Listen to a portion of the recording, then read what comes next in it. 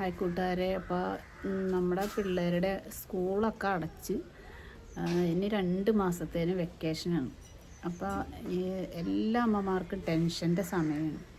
ഇന്നലെ മിനിഞ്ഞാന്ന് എൻ്റെ മോൻ്റെ സ്കൂളിൽ +2 പരീക്ഷ കഴിഞ്ഞ് ഒരു മോൻ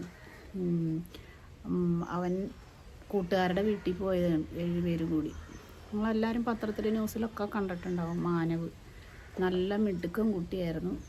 പഠിക്കാനും ക്രിക്കറ്റിലും ഒക്കെ നല്ല മിടുക്കൻ കുട്ടിയായിരുന്നു. സെലക്ഷൻ അണ്ടർ-17 അവന് സെലക്ഷനൊക്കെ കിട്ടി. അങ്ങനെ ഇരിക്കുന്ന സമയത്താണ് ഇവൻ വെക്കേഷൻ അതിൻ്റെ ഇതിന് കൂട്ടുകാരുടെ വീട്ടിൽ പോയി തിരിച്ച് വന്ന വഴിക്ക് വെള്ളപ്പുഴയിൽ ഇറങ്ങി. അവിടെ മുങ്ങി. ആദ്യം അവനിറങ്ങി, പിന്നീട് ഒരാളും കൂടി ഇറങ്ങി. അപ്പോൾ അവനും മുങ്ങി. കൂട്ടുകാരൻ ഒരുത്തനെ മുങ്ങി, രണ്ടാമത് മുങ്ങിയവനെ പിടിച്ച് കയറ്റി. അപ്പോഴേക്കും മറ്റവൻ വെള്ളത്തിൻ്റെ അടിയിലോട്ട് പോയി. മാനവനെ കിട്ടിയില്ല. പിന്നെ ഫയർഫോഴ്സും അവരുടെ സ്കൂബ ടീമൊക്കെ വന്നിട്ടാണ് രക്ഷപ്പെടുത്തിയതല്ല എടുത്തത്. പക്ഷേ ഹോസ്പിറ്റലിൽ ചെന്നപ്പോഴേക്കും മരിച്ചു. അപ്പോൾ ഈ വെക്കേഷൻ സമയം ഭയങ്കര ടെൻഷൻ പിടിച്ച സമയമാണ്. പിള്ളേരെ എന്നാ ചെയ്യണമെന്ന് നമുക്ക് പറയാൻ പറ്റില്ല. അപ്പോൾ നമുക്ക് പിള്ളേരെ എങ്ങനെ സംരക്ഷിക്കാമെന്നും പറയാൻ എനിക്കും പറ്റണില്ല. കാരണം മിക്കവാറും എല്ലാവരും ജോലിക്കാരൊക്കെ ആയിരിക്കും. പിള്ളേർ മാത്രമേ വീട്ടിൽ കാണുള്ളൂ. അവർ കൂട്ടുകൂടി ഇതിലെയൊക്കെ പോകും. ആൺപിള്ളേർ പ്രത്യേകിച്ചും. അപ്പോൾ ഈ മുങ്ങിമരണം എന്നൊക്കെ പറയണത് ഒരു ഒറ്റപ്പെട്ട സംഭവം അല്ലാതായി കഴിഞ്ഞ്. കാരണം പിള്ളേർക്ക് വെള്ളം കണ്ടാൽ ഭയങ്കര ഹരമാണ്. അവർ വെള്ളത്തിലിറങ്ങും. വെള്ളത്തിൽ ഒരു അറിയാത്ത ഒരു വെള്ളത്തിലൊക്കെ നമ്മൾ ഇറങ്ങിക്കഴിഞ്ഞ് കഴിഞ്ഞാൽ അപകടം എപ്പോൾ വന്നു എന്ന് ചോദിച്ചാൽ അറിയാവുന്ന സ്ഥലമാണെങ്കിൽ പോലും നമ്മൾ വെള്ളത്തിൽ അത്ര സേഫല്ല. അപ്പം എനിക്ക് പിള്ളേരോടാണ് പറയാനുള്ളത്, നിങ്ങൾ വെള്ളം കണ്ട് കുറച്ച് സന്തോഷത്തിന് വേണ്ടി നിങ്ങൾ അതിനകത്ത് ഇറങ്ങരുത്.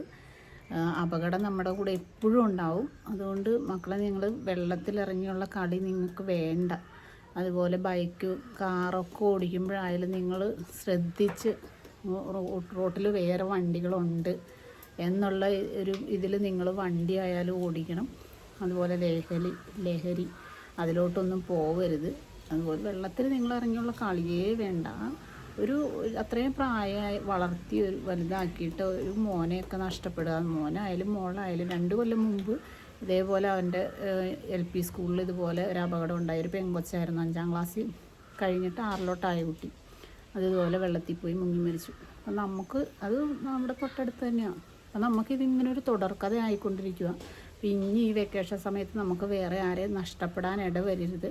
അതുകൊണ്ട് മക്കളെ, നിങ്ങൾ പ്രത്യേകം ശ്രദ്ധിക്കണം. വെള്ളത്തിലുള്ള കളി വേണ്ട. വീട്ടിലുള്ള അച്ഛനെയും അമ്മേനെയും എല്ലാവരെയും നിങ്ങൾ ഓർക്കണം. അമ്മയ്ക്കൊക്കെ ആ സങ്കടം എന്ന് പറഞ്ഞാൽ ഉണ്ടല്ലോ, താങ്ങാൻ പറ്റാത്ത സങ്കടമാണത്.